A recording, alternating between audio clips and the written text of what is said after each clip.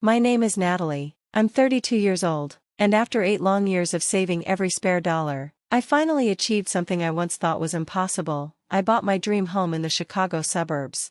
To anyone else, it might look like an ordinary Craftsman with a garden out front and a bay window in the living room, but to me, that house isn't just a house, it's proof. Proof that sacrifices matter, proof that responsibility pays off, proof that hard work can actually build something lasting.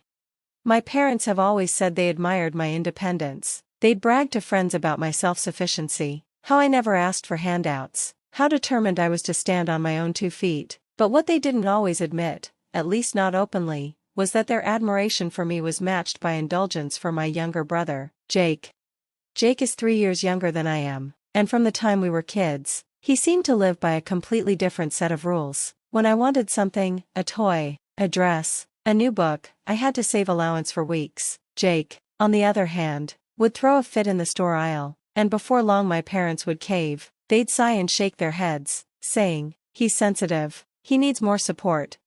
That so-called support followed him all the way into adulthood. I still remember the summer before college, when I worked 2 jobs, babysitting during the day and waitressing at night, just to afford textbooks. My parents helped me move into the dorm, sure, but they reminded me gently that my education was my responsibility. Loans, scholarships, part-time work, that was my reality for 4 years. Jake's story? Very different. 2 years after me, he enrolled at the same university with their full financial backing. He didn't have to worry about tuition, books, or rent, but instead of seizing the opportunity, he spent more time partying than studying. 3 semesters in, he failed out. Did my parents let him deal with the fallout? No. They enrolled him in community college. He dropped out of that too within a year. No degree, no career path, but still no real consequences. It became a cycle. Jake would land a job, make a mess of it, then blame bad management or toxic coworkers before quitting or getting fired. Bartending ended because he gave away free drinks to friends. A retail job disappeared when money went missing from the register. Insurance sales fizzled because he couldn't be bothered to study for the licensing exam. Every time, it was someone else's fault, and every time, my parents bailed him out. Rent shortfalls? They covered them. Car broke down? They bought him another one. Credit card debt? Paid off, twice. Meanwhile, I was grinding my way up the ladder. After college, I started at a real estate firm as an assistant, running errands and organizing paperwork. Slowly, I earned my license, then my own clients. Chicago's housing market is ruthless, but I worked nights, weekends, whatever it took. Every commission check went partly into savings. I skipped vacations, ate in more often than out, and kept my old car running long past the point most people would have replaced it. By the time I was 29, I had finally scraped together enough for a down payment. I still remember the day I toured the house that would become mine. It wasn't huge or flashy, just a modest 3-bedroom with original hardwood floors, built-in bookshelves, and a bay window that filled the living room with golden morning light. The moment I stepped inside, I knew, this was it.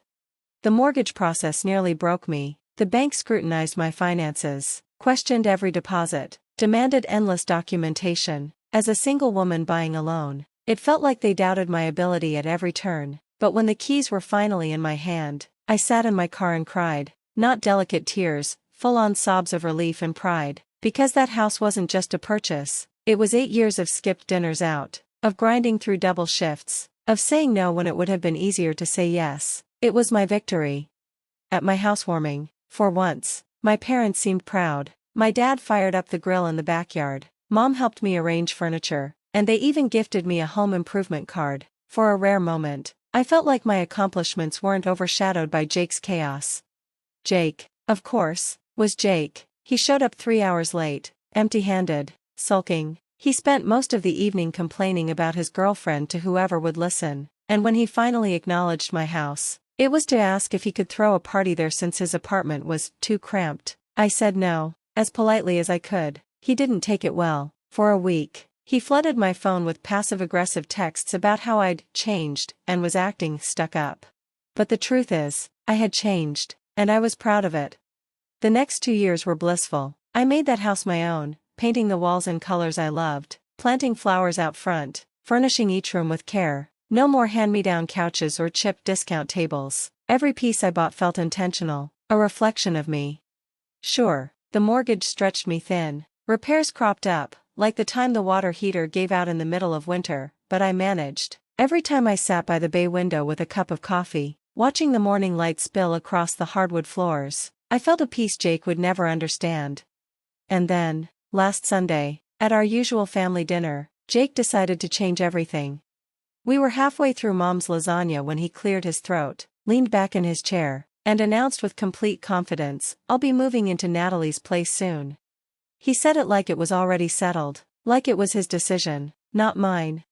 I didn't flinch, I didn't argue, I just smiled, steady and calm, knowing something he didn't, because if Jake thought he was about to freeload off the home I had bled and sacrificed for, he was in for the biggest surprise of his life. But I'll get to that part soon, how I finally turned the tables on my entitled little brother. I was being proactive. Jake sat back in his chair, arms folded, chin tilted up in defiance. "Mom, the landlord was hassling me about the noise complaints," he said, his tone defensive, almost triumphant, like he'd thought this excuse through 100 times already, and I figured, why pay rent for another month when I could just move in with Nat? The casual way he said it, like my home was nothing more than a convenient option on a menu, made my jaw tighten.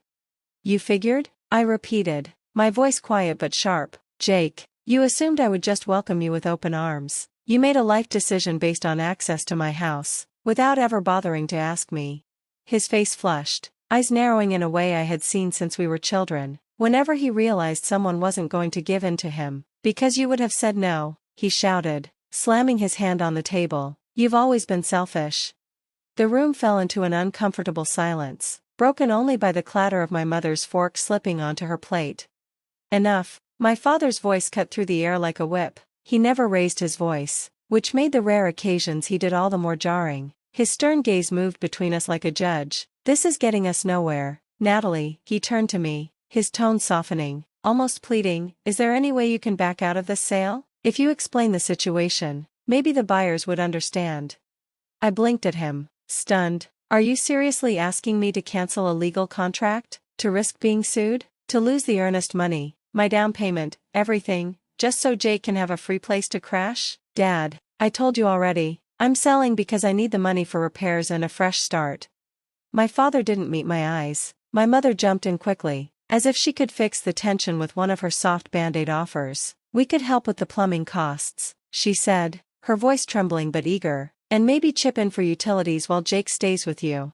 The desperation in her tone stung me, not because she was offering help, but because it was aimed entirely at Jake's benefit, never mine. "The sale is final," I said, my voice steady now, anchored by resolve. "And even if it weren't, I would never cancel it for this. Jake is 30 years old. He needs to solve his own housing crisis." Jake's chair screeched against the hardwood floor as he shoved it back and stood. His eyes darted from me to our parents, a storm of anger and wounded pride brewing. "Thanks for the support, sis. Really feeling the family love right now." Without waiting for a reply, he stomped toward the front door. "Jake, wait," my mother cried, scrambling up, her napkin falling to the floor as she reached for him. "Let him go, Mom," I said, exhaustion lacing every word. "He needs to cool down." The front door slammed so hard the china cabinet rattled, making the glassware inside sing a fragile, trembling note. My mother sank back into her chair, her hands covering her face as tears slid through her fingers. "How could you do this to your brother? He's going to be homeless." I exhaled slowly, fighting the urge to shout back. "He is not going to be homeless, Mom. He has options. He could rent a studio, find a roommate, crash with a friend, or," I glanced meaningfully at my father, "stay with you two for a while until he figures something out." The air shifted uncomfortably. My father cleared his throat and reached for his water glass. "Well, we would offer, of course," he said cautiously, "but your mother converted his old room into her craft space. All the furniture was donated." "You still have the guest room," I pointed out, my patience thinning. "That's more of a storage space now," my mother said quickly, dabbing at her tears with a crumpled tissue. "Besides, Jake needs his independence." I let out a short, humorless laugh. "Independence? Just not enough independence to actually solve his own problems." My father's sigh was heavy, carrying years of unspoken conflict. "Natalie, try to understand. We're just trying to help Jake get on his feet. You've always been so capable. so self-sufficient. Jake struggles in ways you never did. I leaned forward, meeting his eyes, because you never gave him the chance to struggle. Every time he messes up, you swoop in and clean it up for him. Every debt, every failed job, every mistake, he never faces the consequences. How is he supposed to learn? We are his parents, my mother snapped, her tears giving way to defensiveness. That's what parents do. No, Mom, my voice softened, but my words carried weight. That's what enablers do. Real parental love means preparing your children for the world, not shielding them from it forever. Silence hung over the table like a thick fog. The lasagna had gone cold. The tension was so heavy it pressed against my chest. The conversation dragged on for nearly an hour, looping back on itself in endless circles. My parents guilt-tripped me about loyalty. They pleaded for just a little help for Jake. They floated compromise after compromise. Could Jake move in with me temporarily in my new place? Could I help cover part of his rent until he got back on his feet? Would I consider lending him some of the proceeds from my house sale to tide him over? Each suggestion made one truth painfully clear, in their eyes. My money, my time, my hard-earned resources weren't truly mine. They were a safety net, always available for Jake. Finally, I pushed back my chair and gathered my purse, slipping the closing documents inside. My hands trembled, not from uncertainty, but from fatigue. I need to go. I have an early showing tomorrow, and I still need to finish packing tonight. Natalie, please, my mother began, but I held up a hand to stop her. I love you both, I said, steady but firm, but I cannot keep having this conversation. Jake is an adult. His housing situation is not my responsibility. I hope you'll help him find a realistic solution, but I need to focus on my own life right now. My father walked me to the door in silence. His brow was furrowed, his eyes clouded with worry. Just as I reached for the handle, he surprised me by pulling me into a tight embrace. His voice was low, almost broken. I am proud of you, he whispered, even when I don't understand your decisions. For a moment, my throat tightened, and tears threatened to spill. It wasn't full acceptance, but it was something I had wanted to hear my whole life. I left before I could break, hurrying to my car. As I pulled away from their house, headlights cutting through the dark suburban streets, I felt the weight of the evening settle over me. My chest was heavy, but somewhere deep inside, there was a flicker of relief too. For the first time, I had drawn the line. And this time, I wasn't going to erase it.